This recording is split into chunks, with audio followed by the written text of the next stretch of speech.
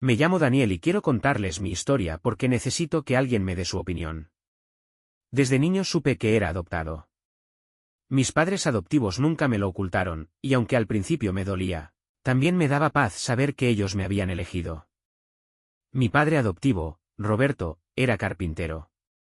Tenía manos fuertes, llenas de cicatrices, pero siempre encontraba tiempo para enseñarme a construir cosas pequeñas, una caja de madera, un juguete, incluso mi primer escritorio. Me decía, la vida es como la madera, hijo. Si la trabajas con paciencia, puedes darle forma. Mi madre adoptiva, Elena, era maestra de primaria. Tenía una voz dulce y una paciencia infinita. Ella me enseñó a leer antes de entrar a la escuela y me inculcó el hábito de escribir un diario. Siempre me repetía, las palabras son la llave para entenderte a ti mismo. Recuerdo las navidades en nuestra casa pequeña, un árbol sencillo, hecho con madera por mi padre, adornado con figuras de papel que mi madre nos ayudaba a recortar. No teníamos lujos, pero había risas, canciones y abrazos. En verano, mi padre me llevaba al taller y me dejaba jugar con los restos de madera. Yo intentaba construir barcos y aviones, aunque casi siempre se rompían. Mi madre me consolaba diciendo que lo importante era intentarlo. En la escuela, a veces me preguntaba por qué no me parecía físicamente a mis padres. Los demás niños hacían comentarios, y yo volvía a casa con dudas. Mi madre adoptiva me abrazaba y me decía, no importa de dónde vienes, lo que importa es quién decides ser. Esa frase me acompañó toda la vida. Cuando terminé la universidad me especialicé en administración. No fue fácil, trabajaba medio tiempo en una librería para pagar mis gastos. Pasaba noches enteras estudiando, con café barato y apuntes llenos de tachones. Hubo entrevistas de trabajo que salieron mal, momentos en los que pensé que no lo lograría. Recuerdo una entrevista en la que me quedé en blanco, y el reclutador me dijo, necesitas más confianza. Salí de ahí frustrado, pero también decidido a mejorar. Finalmente conseguí un puesto en una empresa de logística. Era un trabajo exigente, pero me apasionaba organizar, planear y resolver problemas. Poco a poco fui ascendiendo hasta convertirme en coordinador de proyectos. Recuerdo la primera vez que invité a mis padres adoptivos a cenar y pude pagar yo la cuenta. Ellos sonrieron con orgullo, y yo sentí que, de alguna manera, les estaba devolviendo todo lo que me habían dado, y entonces conocí a Clara. Fue un martes por la mañana. Era otoño, y el campus estaba cubierto de hojas secas. Yo iba tarde, como siempre, con una libreta en una mano y un café en la otra. Entré corriendo al aula de economía y el único asiento libre estaba junto a una chica que tenía una cámara colgada al cuello. Me senté sin decir nada, tratando de no hacer ruido, pero ella me miró y sonrió como si me conociera de antes. Después de clase le pedí los apuntes. Me los prestó sin dudar. Mientras los copiaba, me preguntó si me gustaba la fotografía. Le dije que no sabía mucho, pero que me gustaba observar. Ella se rió y dijo, entonces ya tienes lo más importante. A partir de ahí, empezamos a coincidir más seguido. En la cafetería, en la biblioteca, en los pasillos. Siempre con su cámara, siempre con esa energía que parecía iluminar todo a su alrededor. Un día me invitó a una exposición de fotos que ella misma había montado. Me sorprendió lo que vi, retratos de personas mayores, niños jugando, calles vacías al amanecer.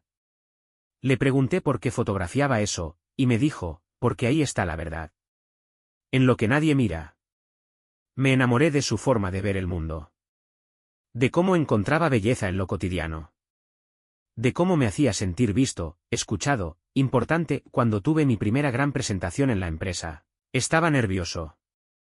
Clara se ofreció a ayudarme. Me dijo, vamos a practicar. Yo te grabo y luego lo vemos juntos. Esa tarde, en su departamento, colocó su cámara frente a mí y me pidió que hablara como si ya estuviera frente al público. Al principio me sentí ridículo, pero ella me animaba con una sonrisa, me corregía con dulzura, me hacía repetir frases hasta que salieran con seguridad. Mientras me grababa, yo la miraba entre tomas. Su concentración, su forma de apoyarme, su risa cuando me equivocaba, algo en mí empezó a cambiar. Me di cuenta de que no solo me gustaba su compañía. Me gustaba ella, empecé a buscar excusas para verla más seguido. Le proponía estudiar juntos aunque no tuviéramos tarea. La invitaba a caminar por el parque, a tomar café en lugares nuevos, a ver exposiciones de arte que ni entendía. Una vez la llevé a un festival de cine independiente solo porque sabía que le encantaban las películas raras. En casa, empecé a hablar de ella con mis padres adoptivos. Les contaba cómo me ayudaba, cómo me hacía reír, cómo me hacía sentir. Mi madre sonreía y me decía, se nota que te importa. Mi padre solo asentía y decía, invítala a cenar un día. Pasaron semanas así. Salidas, risas, conversaciones largas bajo la lluvia. Una noche fuimos a un mirador en las afueras de la ciudad. Llevamos café en termos y una manta. Nos sentamos a ver las luces de la ciudad desde lo alto. Ella me hablaba de sus sueños, de su miedo a perder a las personas que ama, de cómo la fotografía era su forma de detener el tiempo. Yo la escuchaba, pero también la miraba. Y en ese momento supe que no quería seguir fingiendo que solo éramos amigos. Clara, le dije, hay algo que tengo que decirte. Ella me miró, seria, me gustas. Desde hace tiempo. Y no quiero seguir escondiéndolo. Me haces bien. Me haces querer ser mejor. Y si tú quieres, me encantaría que fuéramos algo más. Ella se quedó en silencio unos segundos. Luego sonrió. ¿Tú crees que no me había dado cuenta? Se acercó y me besó.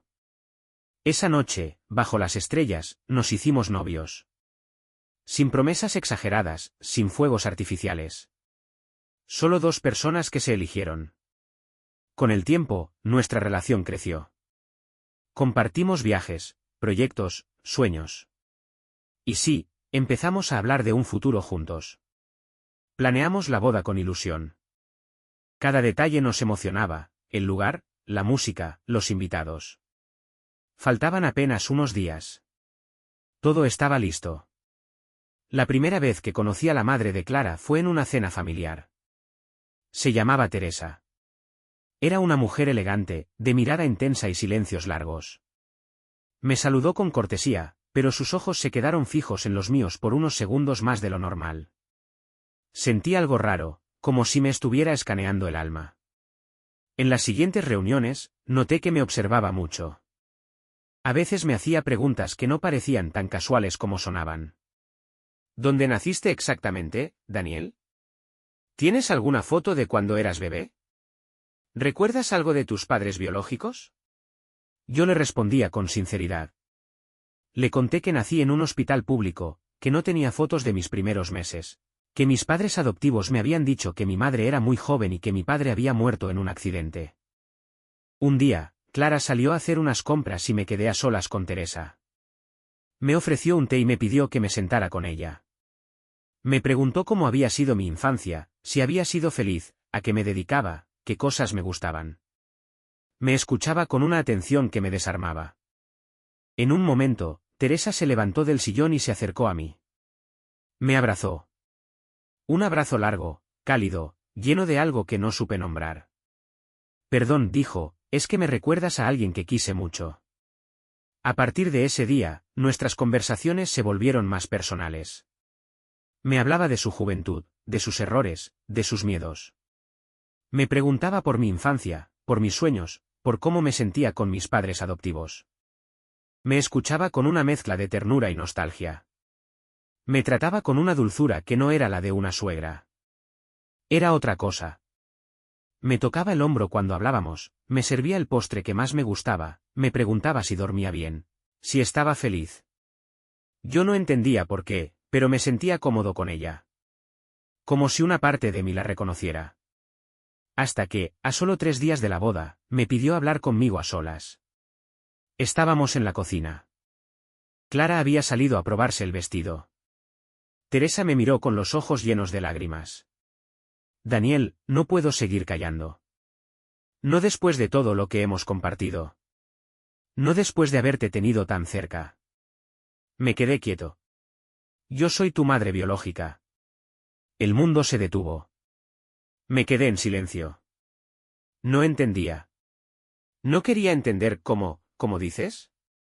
Cuando eras un bebé, tu padre murió en un accidente.